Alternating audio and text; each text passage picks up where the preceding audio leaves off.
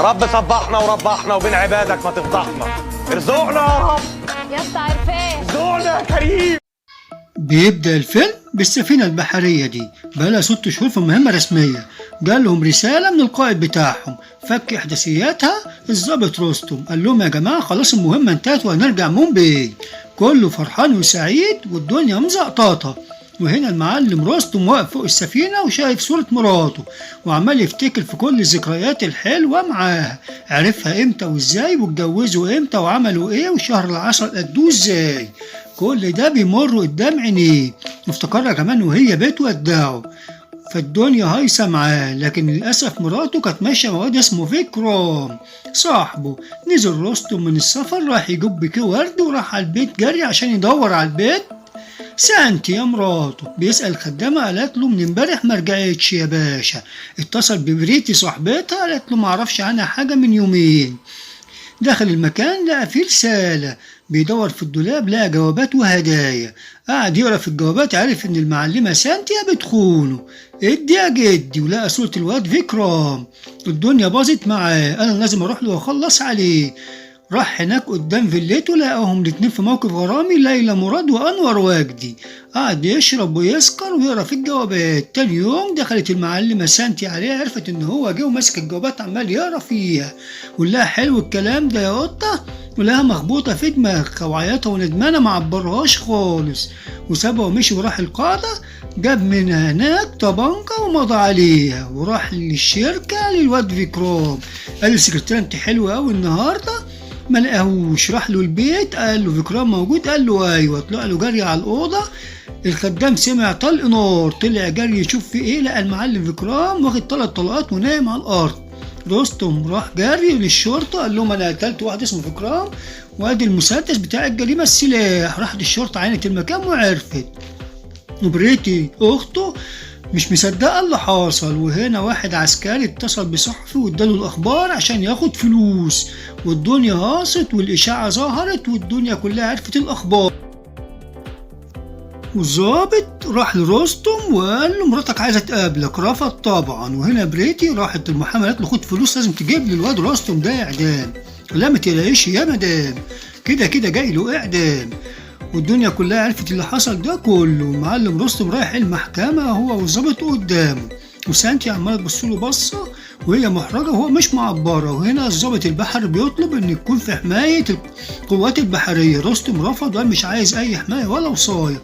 راح القائد بتاعه حاول يهدده قال له برضه انا هفضل هنا تحت حمايه الشرطه وهتحكم محاكمه عادله. وهنا القاضي بيؤمر بحبسه 7 أيام على ذمه القضيه. وراح له الضابط بيقول له ايه يا عم رستم حكايتك ايه، احكي لي اللي حصل، عرفت فيكرام ازاي؟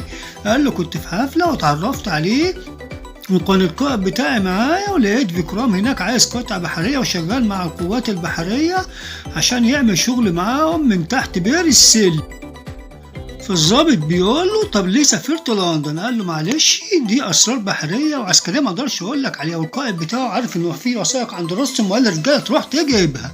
دخلوا على الشقه وهددوا سانتي قال لهم مش عايزين نسمع صوتك، وقعدوا يفتشوا ويكسروا في الدنيا عشان يلاقوا الوثائق دي وما لقوش حاجه. طلع نقبوهم على شونه. فالقائد بتاعه هيتجنن مش عارف يعمل ايه. وهنا المحامي ده راح قال للمعلم رستم انا دافع عنك. والصحفي بيقول له ما تكتب ان سانتيا وتقول ان هي خانتك عشان تطلع بريء.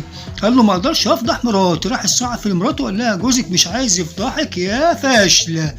قالت له انا عايز اعمل اي حاجه عشان انقذه من اللي حصل دوت. وراحت فعلا تاني يوم للشرطه وادتهم خطاب عشان يودوه لرستم. وهنا فعلا رستم وافق ان هو يقابلها.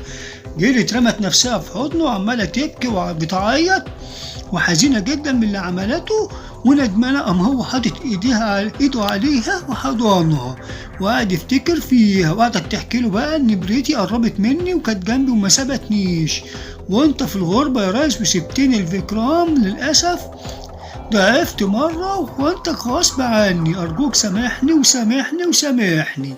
قاعدة تتكلم معاه هنا والدنيا خايصة ومايصة، بتحكي له كل اللي حصل بينها هي وفيكرام والليلة السوداء المشؤومة اللي خدها معاه على الفيلا. بتقول كمان للمعلم رستم في ناس دخلت عندنا الشقة بيدوروا على أوراق، لا ما تقلقيش، وسلمها جواب وقال لها تسلموا لمين بالظبط.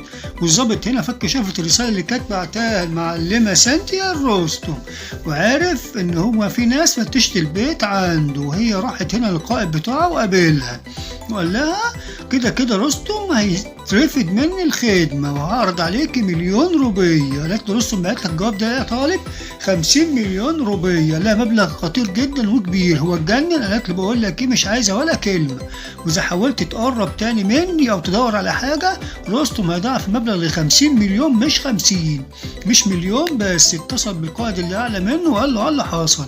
وهنا يوم المحاكمة والبطل شعب ماشي في وسط الناس والناس بترميه بالزهور والورد، وهنا طلب من القاضي ان هو يدافع عن نفسه، مش عايز محامي خالص يدافع عنه. كل الدنيا هنا مش عارفه هو بيعمل كده ليه. راح المحامي بيتكلم بنت السكرتيره بيقول لها ايه اللي حصل. قالت له رستم كان جاي المكان ومتضايق وعمال يزعق وعينيه بتطق شرار. جه هنا الدور على المعلم رستم عشان يدافع عن نفسه. قال لها ازاي بتقولي الكلام ده انت كنت حتى يوميها وحشه جدا. قالت له ازاي ده انت كنت بتقولي ان انا جميله. قال لها لو انا بقول لك ان انت جميله ازاي بقى كنت جاي متضايق وانا بعاكس فيكي؟ انت انسانه كذابه ولا تؤتمني. فعلا هنا اتلجلجت وجي دور المعلم الخدام. قال له يا باشا انا سمعت طلق نار ولقيت رستم هو اللي قتل فيكرام من غير ما يعمل فيه حاجه. قال له وانت اللي طلعك عند فيكرام قبل ما اضرب الرصاص وقبل ما اقتله؟ قال له عشان اقول له تاكل ايه. قال لهم يا فندم دي صور الاكل اللي كان جاهز اصلا ويثبت ان المعلم ده كذاب، ودي اللحمه بتاعت فيكرام اللي بياكلها لان الراجل ده نباتي. اثبت للمحكمه هنا ان هو كذاب.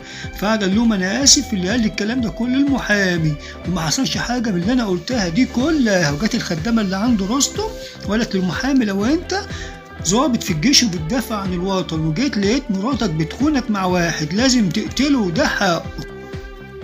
وبريتي بتقول سينتيا اللي كانت بتغوي فيكرام. وهنا المحامي بيسال سينتيا قالت له فعلا انا خنت رستم مع فيكرام. ثغرات يا منحرفه.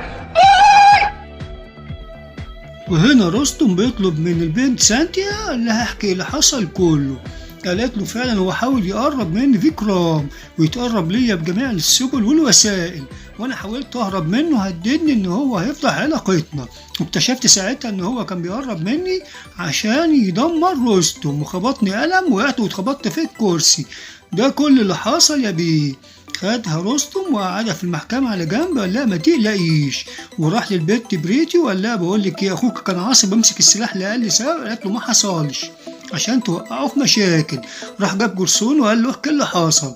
قال له وقعت العصير على المعلم فيكرام مسك لي المسدس كان هيضربني بيه لولا انت يا باشا، ودي المستندات يا باشا اللي تثبت كلامي واعتذار كتابي من فيكرام. وهنا الظابط عمال يدور في كل اللي يخص المعلم رستم، لقى طابعين بريد وعرف ان في ربع ساعه هو ما كانش موجود فيهم وعمل حاجه. راح السنترال لقى المعلم اتصل بالتليفون، خد رقم التليفون لقى اتصل بالوزير. ساعتها عرف ان في مشكله فاضطر يسافر للقاعده البحريه وراح له هناك وساله. قال له فعلا رستم اتصل بيا وسمعه التسجيل اللي حصل، تسجيل مفبرك يا باشا بيقول فيه انه هيقتل فيكرام. وقال له خد التسجيل اهو عشان تديه للمحكمه وادوا هنا 50,000,000 روبيه شيك لسانتيا عشان المستندات. وهنا المحامي بيقول له ايه اللي حصل يا عم رستم؟ خدت المسدس ليه؟ قال له يا باشا ممكن المعلم رستم ده ياخد مسدس بدون ما اي حد يعرف وده يثبت حسن نيته مش لازم يمضي عليه. وهنا رستم بيحكي اللي حصل بيقول له انا دخلت على فيكرام بقول له تتجوز سانتيا. قال له مالكش دعوه مش هيحصل. بيمسك المسدس قعدت ادافع عن نفسي ودخلنا في معركه مع بعض. جاي يضربني هو بالمسدس ضربته الاول 3 طلقات تريبت التو. قال له اشمعنى 3 مش واحده؟ قال له انا اتدربت كده حركه لا اراديه وده اللي يثبت كلامي في الكتيب ده. وفعلا اداهم الكتاب يشوفوا اللي فيه. وهنا القاضي قال لهم يا جماعه هنعمل ايه؟ جه هنا الظابط ومعاه شريط التسجيل للمحامي وقال ده الشريط اللي يدين المعلم رستم. المحكمه كلها متفاجئه بالكلام اللي بيتقال فيه اللي بيدين رستم بيقول انا هقتل فيكرام. وفعلا رستم ما بينكرش الكلام ده، قال له حصل لكن الكلام ده كله مش مظبوط ده مقصوص. وهنا القاضي قال لهم بكره نقول الحكم. هم قاعدين هنا في ناس موافقه على عقابه وناس بتقول ده بريء. وراح الضابط لرستم الحاجز بيقول له انا حاسس ان في حاجه مريبه في الموضوع ده، احكي لي اللي حصل بالظبط. قال له باختصار فيكرام على علاقه بكل القواد البحريين، وكانوا عايزين نجيب حامله طائرات بحريه بمبلغ كبير جدا، لكن للأسف لقيتها مصدية ومنالة ب60 نيلة، فما وافقتش على استخدامها للقوات البحرية، والقائد بتاعي عرض عليا 1,000,000 روبية رشوة، رفضت. وفيكرام قال لي وحاول يقنعني ب1,000,000 روبية، ضربته بالقلم على وشه ونفذت اللي أنا عايزه، وما جاتش القاعدة البحرية السفينة دي. وهنا رحت الوزير عشان أقول له لقيته متواطئ معاهم وفاسد هو كمان، ونقلوني على السفينة اللي بقى لها 6 شهور في رحلة في البحر.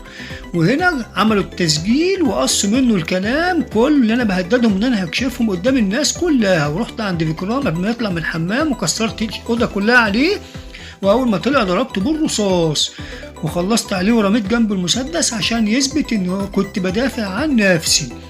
قال له طيب وفين الوثائق؟ قال له انا ما عنديش اصلا وثائق وما اقدرش اقول الكلام ده عشان الناس ما تفقدش ثقتها في الجيش والقوات البحريه، لكن انا بقول على الوثائق دي بس كده عشان العبهم بيها. دي القصه كلها يا حضره الضابط. وراح المحكمه تاني يوم بعد ما اعترف للضابط بالكلام ده، القاضي قال براءه يا معلم. الناس كلها مبسوطه وسعيده جدا ببراءته، سانتي عماله تعيط وفرحانه جدا من اللي حصل، والمحامي مسبهل هو البت بريتي، والدنيا هايصه يا باشا. براءة بريئة. وبيقعد رستم جنب سانتيا وبينتهي الفيلم. أرجو لكم الاستمتاع بالملخص والتعليق عليه. باي يا بشر.